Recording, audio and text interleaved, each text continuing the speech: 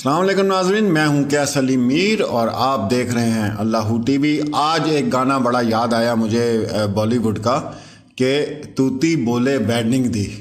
آپ سب نے سنا ہوگا، بڑا مشہور گانا ہے۔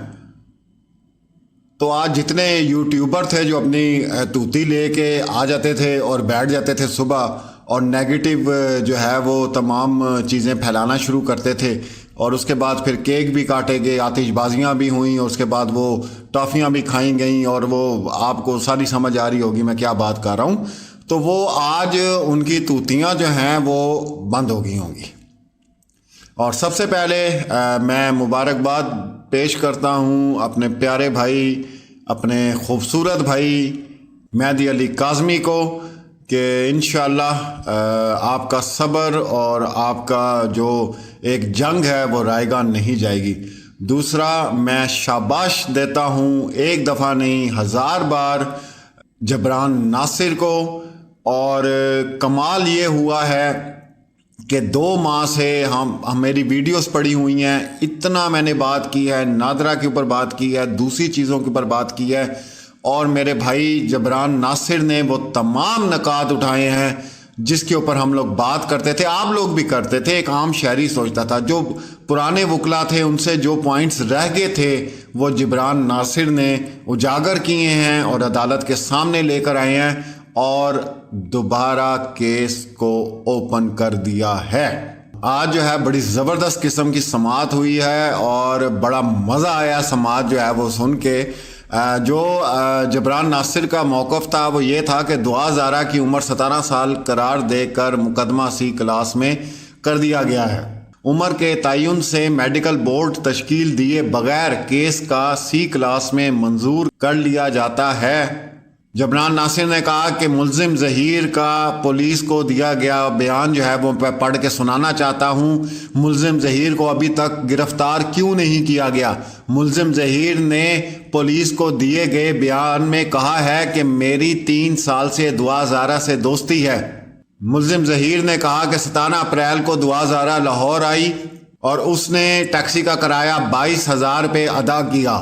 جوڈیشل مجسٹریٹ لاہور نے فری ول سرٹیفکیٹ جاری کیا تھا، جس کے بعد دعا زارا کا بیان ریکارڈ کر لیا گیا تھا۔ چالان کا انحصار اس بات پر ہے کہ بچی کی عمر 17 سال ہے، جبکہ دوسری بات کا انحصار دعا زارا کے بیان پر ہے۔ سپریم کورٹ میں ہم نے کہا تھا کہ بچی کو شیلٹر ہوم بھیجا جائے، میڈیکل بورڈ تشکیل دیا جائے۔ جبران ناصر نے عدالت میں سپریم کورٹ کا آرڈر بھی پڑھ کر سنا دیا۔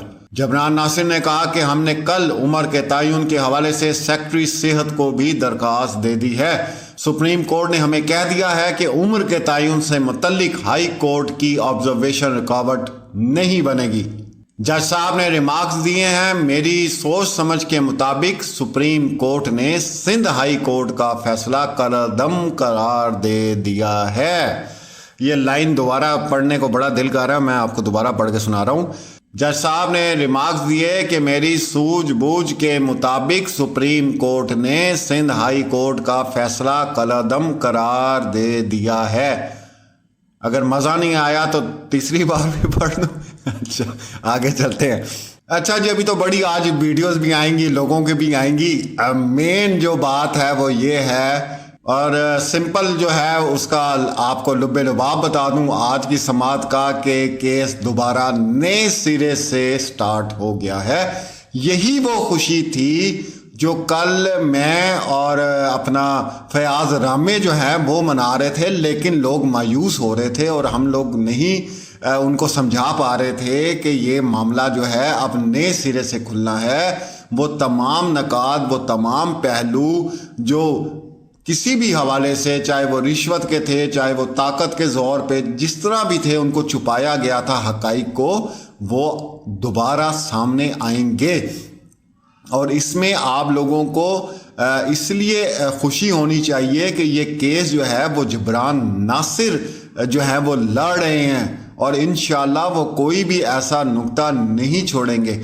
دوسرا، ایک ویڈیو کل وائرل ہوئی، شبیر احمد کا انٹرویو وائرل ہوا، اس کے حوالے سے بھی میں کچھ باتیں کروں گا، لیکن مجھے لگ رہا ہے کہ ویڈیو یہ لمبی ہو جائے گی، وہ اگلی ویڈیو پہ میں کچھ سوالات پوچھوں گا شبیر احمد صاحب سے. وہ کل میں نے ان کی رات کو تقریباً 2:30 بجے وہ ویڈیو انٹرویو دیکھا تھا. میں نے کہا صبح اس کے اوپر میں بات کروں گا.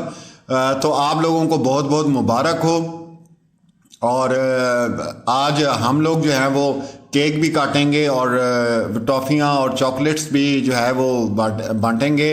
اور پھر اس کے بعد آخر میں وہی میں بات کروں گا کہ توتی بولے ویڈنگ دی. تو یہ جتنی توتیاں تھیں نا چھوٹی موٹی, تو انشاءاللہ یہ اب بند ہونے والی ہیں. اور آج تو انہوں نے ماتم منانا ہے. تو میرے خیال سے جس طرح یہ کیک کاٹتے ہیں اور مٹھائیاں بانٹتے ہیں, کوئی بھی نیگیٹو ایسی بات آ جاتی ہے تو آج ان کو میرے خیال سے محفل کرانی چاہیے.